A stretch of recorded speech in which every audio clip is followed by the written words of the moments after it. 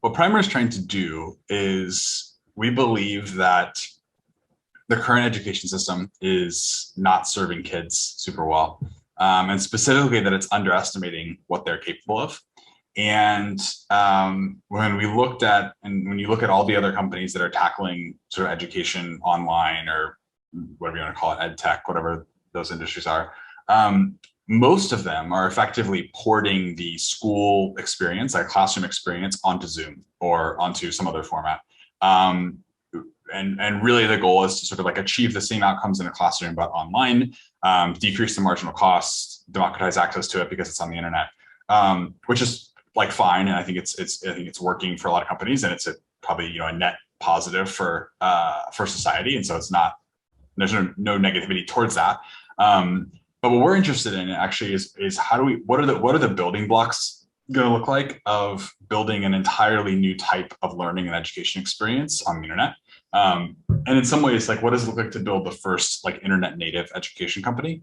And so what we're really excited about is what are all the things that the internet empowers kids to do, or us to build for kids, that can transform the way that they experience learning. And so as an example, one of the things that we've started doing is, so at a high level, Primer has basically three components. We have rooms, which are live audio experiences for kids. So kids in small groups, like 6 to 8 kids, will get together and they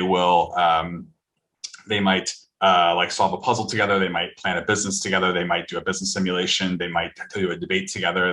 There's all sorts of different things they do, these activities that we create.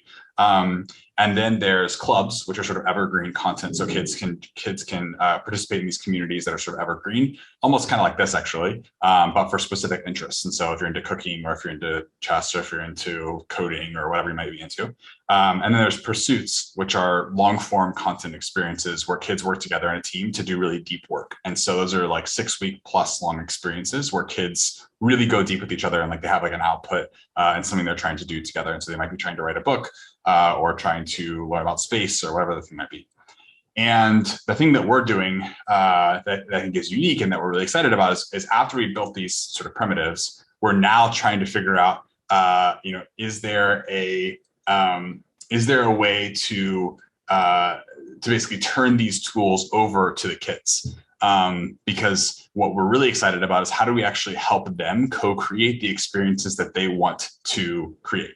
And that's the thing that we get really, really excited about. And so we're much more interested, if you think about how like Roblox and Minecraft work, where kids actually sort of co-create these worlds that they want to live in and exist in.